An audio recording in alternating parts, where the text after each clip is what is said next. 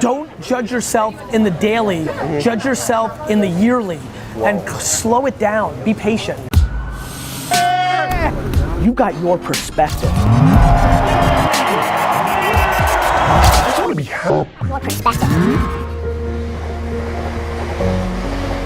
I enjoyed paying my dues. I loved when I was 28 on December 9th working a register because it was busy in the store, and having my friends from college come to the store in their BMW because they worked on Wall Street, and they're buying a case of wine, and they're like looking dead in my face, and I know what they're thinking, which is they just pulled up into my store in their BMW and I'm the help going downstairs to pick up their case of champagne. I enjoyed those moments because I knew exactly how it was going to play out.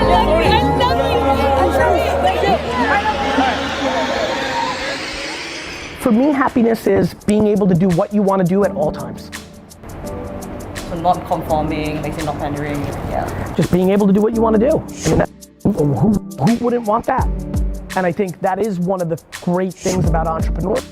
The cost of that is you're always 1 second away from dying, right? Entrepreneurship is scary. Like 1 second you're top of the world, the next thing, you know, like there is nobody behind you. You're the last line. It's like fighting a war, just you. You're the last. This is the castle, you. Everybody's been fighting, you. So that's lonely, that's scary, but you get to define it. You get to tell what where they positioned and how they should fight it. And so I love that feeling. I love being in that place. Loving what you do is so, people hear that and it's, even when I was a kid, I was like, oh, the bull, it's very fluffy, but it's very true.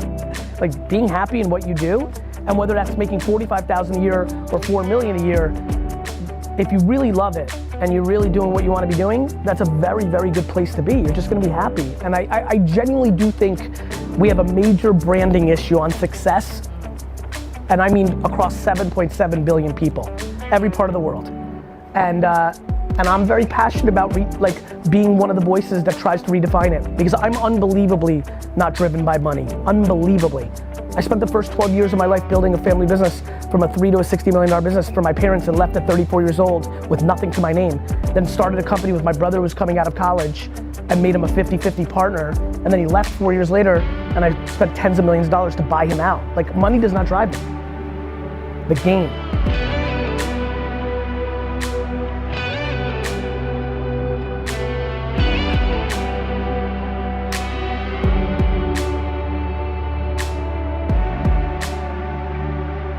I'm unbelievably in tune with the fact that it's almost impossible to become a human being, and I have no interest for taking that for granted.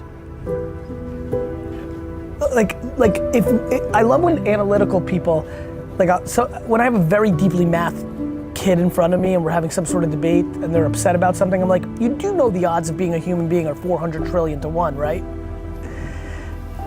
I think that what drives me is an unbelievably clear perspective to how lucky we are to have an at-bat, and I'm struggling to dwell on dumb shit.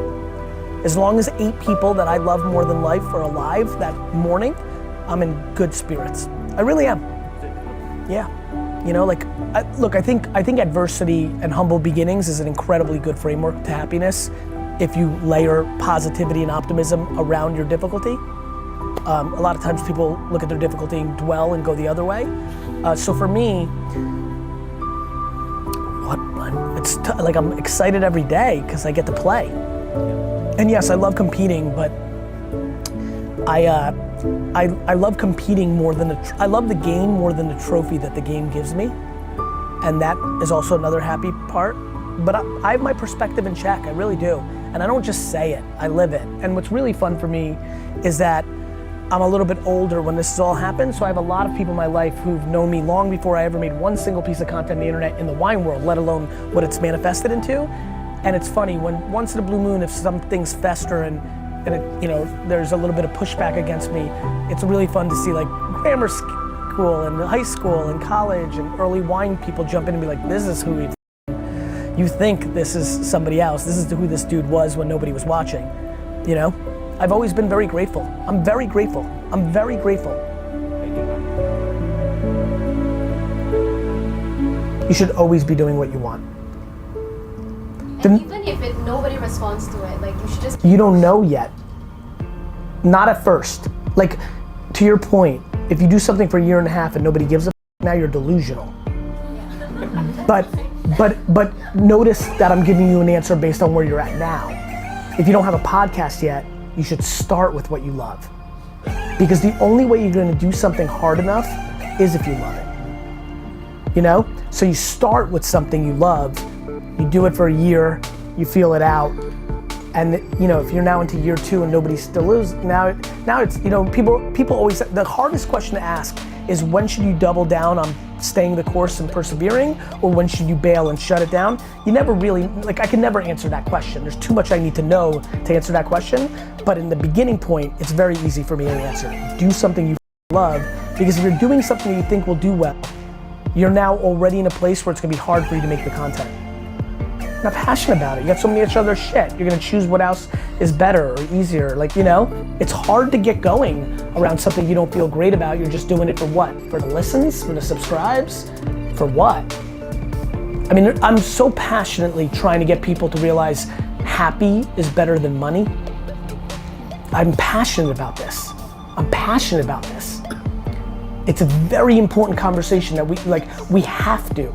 If we want to really, really, really change shit, we have to redefine what success looks like.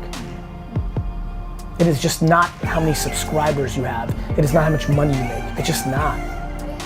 And people are pandering to the machines, the algorithms, the subscriptions, and ultimately why? For the money, right? You're gonna pander for the subscriptions and for the likes because that leads to the brand deals, the money, and this is like something that I think we need to talk about. It's something, we're now mature enough in this ecosystem that it's time for us to now have more thoughtful conversations. We have to start having this conversation. I know it's all about like what you do after full-time work and all that, but do you feel like, is that too much? How the balance between creating my own content? Are you able to afford not doing your job? Because my side business is not like There yet, yet. and my content Can is you not up yet. can you control your expenses? I can. I mean, that's, you know, it's a very practical answer. Like, I get that one would want to, you know, you got it nailed down. It is after your job. Obviously, you'd love to not have to do your job. You've only got 2 options. Wait till your side hustles get to enough that you can leave your job, or leave your job and live way more humbly with roommates or back home or whatever the hell it is. Those are the only 2 real options. So you won't suggest like doing 3 at the same time? Yeah, I think 3 at the same time is fine. I don't fine. think you're stretched too thin or doing too many things. I think that that's great if you can maintain it, as long as you don't mentally burn out. Burn out, yeah. Okay. And even if, by the way, do 3 things, burn out, and drop 1. The chart one. You know what I mean? Like, Yeah. what works today doesn't have to be what works tomorrow. Right. This is one big game of self-awareness. It's not how I want it, it's not how you want it, it's how you need it for yourself. You just need to keep asking yourself, what do you need? And what you need today is different than what you're gonna need tomorrow, and is different than what you needed yesterday. This is a forever evolving thing. Evolve to what feels right today, not what you think it should be. Great stuff. You got Thank you. Happy to do it. So Gary, if there's one thing you want to tell every creative out there that's struggling now, that's trying to like get up to their career, what would that one thing be? It takes years of great creative work to get to that place. Like, stop judging yourself. Just because I this like that. one video didn't get as many views or not as many likes. Don't judge yourself in the daily. Judge yourself in the yearly. And slow it down. Be patient. Be patient. I love that. Thank you so much. Is there any time when you ever feel like, how do you deal with this sadness? Just once in your life, like one time? I mean, I struggled when I was a kid because I hated school. But since I've been a grown-up, not really. And I'll tell you why. Anytime I start getting sad, I get sad like anybody else, I immediately put things in perspective. Put things in perspective. And here's what I do. Like, Context. Like, just because this business thing, or just because these people said this thing about me, would, like, what would happen if my mom died today? One thing you want to talk to the women out there. Bye, guys. The women out there, what are you going to say? Listen, Who are hustling right now. listen. I have so much respect because you guys deal with so many extra dynamics that dudes don't. Yeah. So I would say, keep persevering. You've got this. Thank you so much, Gary. You're welcome. Bye-bye. The one that is just really, really, really big for me right now is how many kids don't want to do what their parents want them to do, but aren't willing to pay the sacrifices to do what they want to do.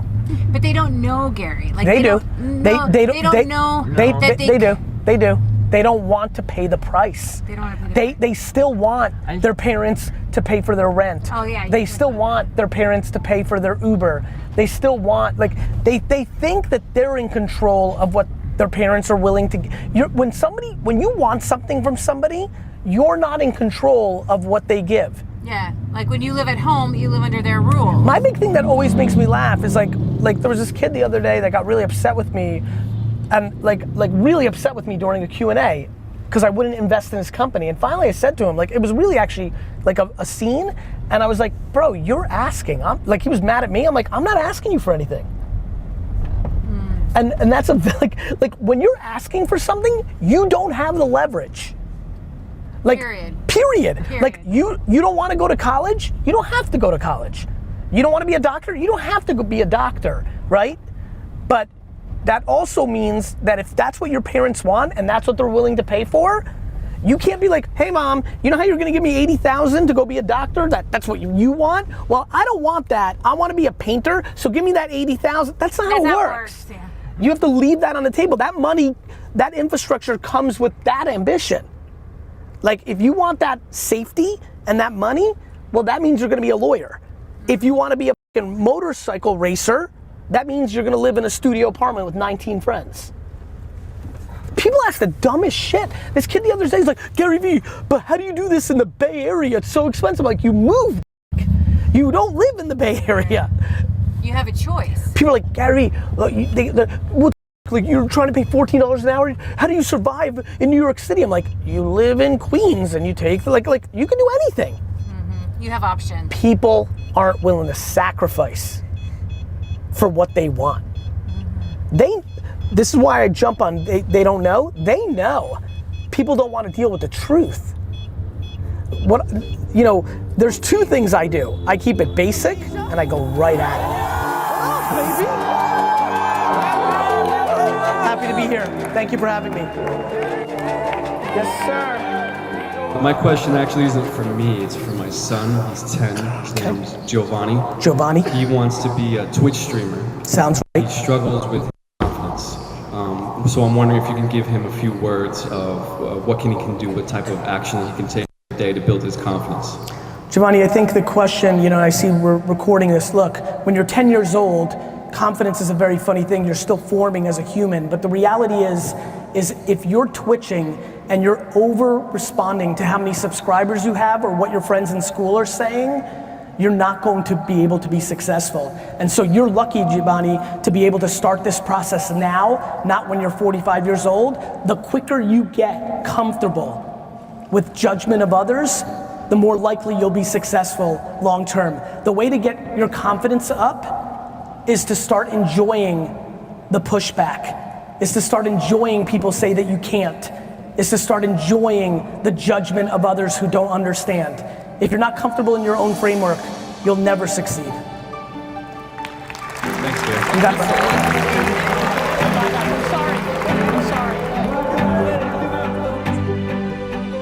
Love you guys. I gotta catch my flight, but I love you. Thank you for coming. Love you back. Thank you. Thank you. Yeah, early. Love it. Great energy in there. Yeah, it was. Really good energy. Really good, really good. Thank you. It's good to see you. See you in Sydney. Can't wait. Thank you so much. You need water? No, thank you. Okay. Thank you. Bye, guys. Bye-bye. Thank you.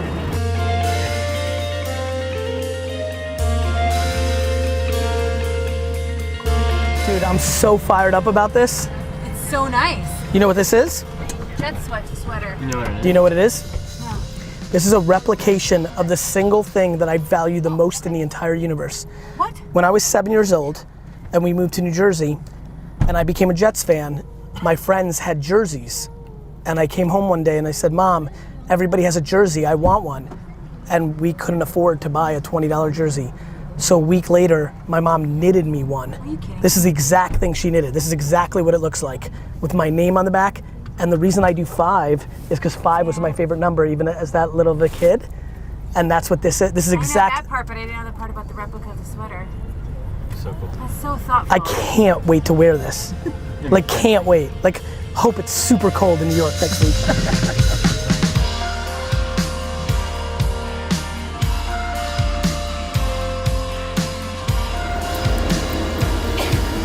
Too much overthinking in the system.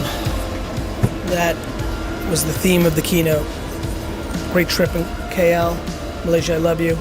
Singapore, thank you for your time. D-Rock, thank you for your support. Leave a comment, subscribe, or D-Rock will cry. Steve, you gonna leave a comment in this vlog?